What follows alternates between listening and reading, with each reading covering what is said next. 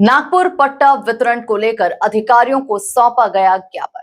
नमस्कार, आप देख रहे हैं इंडिया फैक्ट न्यूज। आपके साथ मैं हूं हिना मेहता। चलिए आगे बढ़ते हैं और नजर डालते हैं खबर पर। नागपुर में पट्टा वितरण की मांग को लेकर नागरिकों ने संबंधित अधिकारियों को ज्ञापन सौंपा, जहां इस दौरान अधिकारियों से चर्चा कर शहर के विभिन्न क्षेत्रों में लंबित पट्टा मामलों और दस्तावेजों की प्रक्रिया में तेजी लाने की मांग की गई। प्रतिनिधियों ने बताया कि पात्र लोगों की सूची तैयार कर प्रशासन को उपलब्ध कराई जाएगी, ताकि उन्हें जल्द से जल्द पट्टों का लाभ मिल सके। अधिकारियों ने भी नियमानुसार कार्रवाई का आश्वासन दिया है। चैनल में आपका स्वागत है। आज जिलाधिकारी से आप मिलने आए।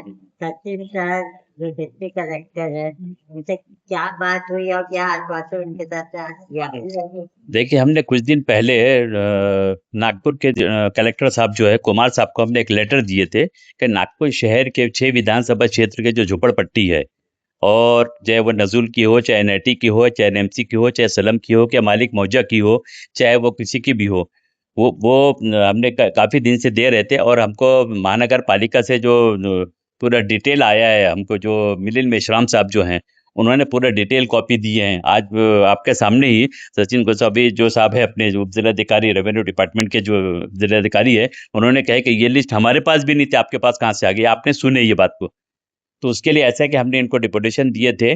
देने का मकसद ये था, अभी आचार संहिता भी लगी हुई है, क्योंकि ज़्यादा मीटिंग ले नहीं सकते आचार संहिता की वजह से। तो उन्होंने कहा कि आप डिपुटेशन दे दो। डिपुटेशन हमने दिए इनको, और इन्होंने कहा कि हम 2-4 दिन में आपको जितने नागपुर शहर के 6 विधानसभा क्षेत्र के जो पट्टे वाटप का सिलसिला है, क्योंकि कुछ लोग जो है मिसगाइड कर रहे हैं। चाहे वो पालक मंत्री नागपुर शहर के, जो पालक मंत्री बोलो तो पालक संभालते हैं, एक पालक भाजी होती है और एक पालक मंत्री अलग हो जाती है।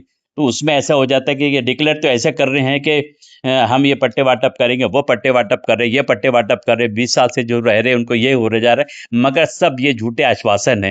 तो मुख्यमंत्री माननीय देवेंद्र फडणवीस साहब ने भी बम्बई में भी दिए स्टेटमेंट, नागपुर शहर में भी स्टेटमेंट दिए, और जिसका प्रूफ आप मीडिया लोग के पास में सब मौजूद है कि हमने इतने हजार झोपड़पट्टी वाटप किए, पट्टे वाटप किए, ये किए, वो किए। कुछ नहीं किए वो सिवाय उत्तर नागपुर में कुकरेजा के जो फ्लैट स्कीम के पीछे की जो हिस्सा था, वो भी क्यों दिए? वो सिंधी लोग का जो था, सिंधी लोग का वो बाहर के लोग हैं, तो उनको यहाँ देने के लिए उन्होंने अपने लेवल पे इसको लॉ कहता, तो उन्होंने कुछ लोगों के झपट्टे वाटप किए, मगर नागपुर शहर में कहीं के पट्टे वाटप नहीं हुए। डिप्टी कलेक्टर तो आपने आपसे डॉक्यूमेंट भी मांगे, क्या क्या मांगा है? हाँ, उन्होंने ये कहा है कि आपने जितने नागपुर शहर भी, जितने मैंने जो नागपुर शहर की बात कर रहा हूँ मैं, 6 विधानसभा क्षेत्र में मैंने जिन लोगों को इंटरेस्ट था, क्योंकि कुछ लोग राजनीति कर रहे हैं, उसकी वजह से हम नहीं, क्योंकि हम तो वो काम करते हैं कि 80% समाज काम करो, 20% राजनीति करो। क्योंकि मैं ऑल इंडिया उलमा बोर्ड का, ऑल इंडिया का सेक्रेटरी भी हूँ, राष्ट्रवादी कांग्रेस पार्टी का महाराष्ट्र का संगठन सेक्रेटरी है, और पूर्व डिप्टी सदस्य हो, गोंदिया भंडारा प्रभारी हूँ। जो शरद पवार साहब जो कहे कि 80% समाज का, 20% काम राजनीति करो, वो हिसाब से हमने नागपुर शहर के हर इलाके से उन्होंने जो लिस्ट मांगे हैं, वो लिस्ट मांगने को उनका सही हम दे देंगे इनको में। कि मैंने क्या किया था, हमारे पूरे टीम ने नागपुर शहर के जो हमारे साथ में जो काम करते हैं, हमेशा आज 6-7 साल से जो लगातार दिन रात धूप छाँव बारिश वगैरह कुछ नहीं देखते हुए वो आने के बाद में काम करते हैं। तो सब मैंने एफिडेविट बनाया था, जो 30 साल से रह रहे हैं उनके 30 साल के पहले के डॉक्यूमेंट्स, उसमें उनका आधार कार्ड, वोटिंग कार्ड जो 2000 के पहले का है, 2002 का, उनका वोटिंग कार्ड हमने दिए, सब लगा के बंच हमने ऑलरेडी मुख्यमंत्री, उप मुख्यमंत्री, पालक मंत्री और विभागीय आयुक्त, कलेक्टर, महानगर पालिका कमिश्नर, नोजल डिपार्टमेंट में, और माननीय नागपुर के खासदार गडकरी साहब तक के हमने ये बात सब पूरे पहुंचा चुके हैं, जिसमें कई जगह का सर्वे भी हो चुका है। और जैसे मैंने उत्तर नागपुर की बात करा, पश्चिम की बात करा मैंने, ये सब प्रूफ है ऑलरेडी। ये सिर्फ गुमराह कर रहे जनता को। इलेक्शन आता है उसके पहले हम ये पट्टे दे देंगे, मगर कुछ भी नहीं कर रहे। माननीय शरद चंद्र पवार के जो विचारधारा हैं, उस पर हम लोग अमल करते हुए ये जो पहल चालू करे हमने, काफी दिन से कुछ लोगों को हमने उस जगह पे रहने का अधिकार दिया है। हम ये नहीं कह रहे कि नहीं दिए, चाहे महानगर पालिका ने दी, चाहे नजुल ने दी, चाहे सलम डिपार्टमेंट दी, चाहे एनआईटी ने दी है। मगर कुछ एनआईटी के अधिकारी लोग भी कुछ जो है वो मिसगाइड करते हैं कि जो आपका हो गया, जैसे उत्तर नागपुर के जो अभी फिलहाल पहले वैशाली नगर में था ऑफिस, वो महेंद्र नगर पानी टंकी के हो चुका है। सलम अगर घोषित नहीं होता तो वहाँ नल कनेक्शन भी नहीं लगते थे, वहाँ पर रोड भी नहीं बनता था, गटर भी नहीं बनते। मगर कुछ राजनीति बरसाती मेढक अपने आप को नाम चमकाने के लिए कोई भी हो नागपुर शहर के, मैं नाम किसी का नहीं लूंगा मैं, वो कहते हैं कि हमने करे, है कुछ भी नहीं। राष्ट्रवादी कांग्रेस पार्टी, हमारे जो लोग हैं, आपके चैनल के माध्यम से आप खुली बात कर रहा हूं मैं, जितना काम हम लोगों ने नागपुर शहर में करे हैं उतना किसी पार्टी ने नहीं किया है। चाहे वो रोड हो, गटर हो, लाइट हो, और जैसे पट्टे वाटप की बात आ रही है, पट्टे वाटप एक अहम मसला है नागपुर शहर में।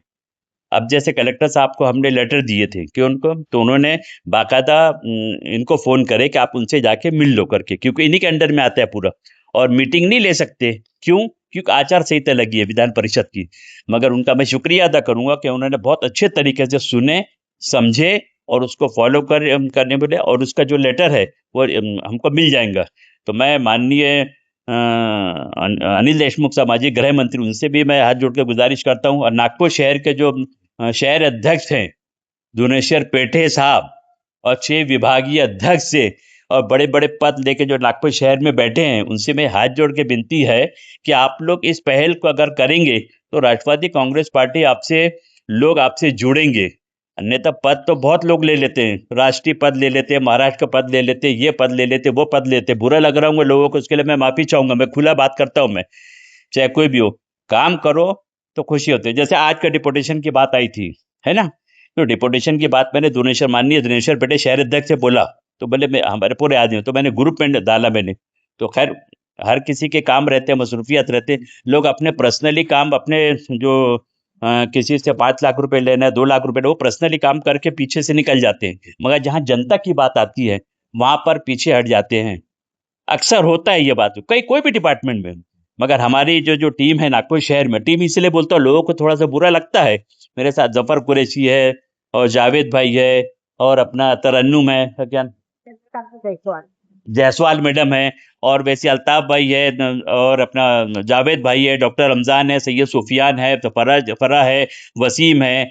ऐसे हमारे साथ का 150 लोग की टीम, आपको बबलू पठान है, बबलू टेलर है, और अपना क्या नाम है, शामी सिद्दीकी है, इमरान है, जहीर भाई है, और अपना राजेश हड़ाऊ है, बादल है। ऐसी काफी लोग जो जुड़े, किरण ताई खिड़सिया है, और आरती ताई है। ऐसे काफी लोग जो हैं यहाँ पर अगर काम करे ना, आपके चैनल के माध्यम से कहूंगा, तो बहुत बेहतरीन काम होता है। आपने देखे कि मैं अपनी तारीफ अपने मुंह से नहीं करता, मेरे को आदत ही नहीं है।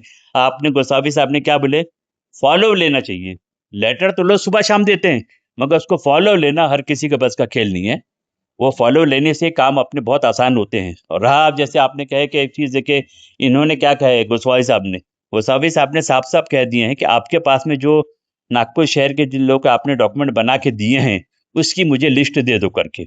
तो उनको लिस्ट हम 2-3 दिन में, या तो मंडे तक के आज ही के दाग में, क्योंकि अभी आचार संहिता लगी हुई है, तो हम उसको लिस्ट इनको दे देंगे मैं, कि ये काम यहाँ तक NIT की, सलम की, नजूल की, चाहे वो मालकी मौजा हो, वो हम इनको लिस्ट दे देंगे।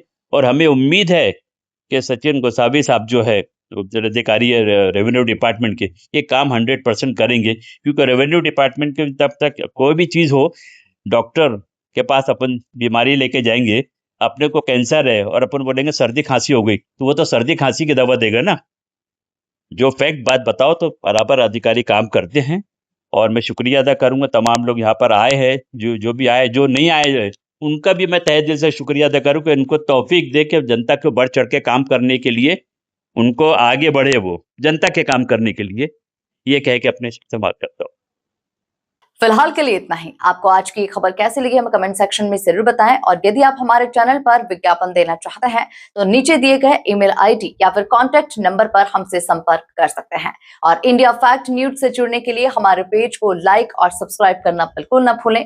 अगली खबर तक के लिए दीजिए मुझे इजाजत।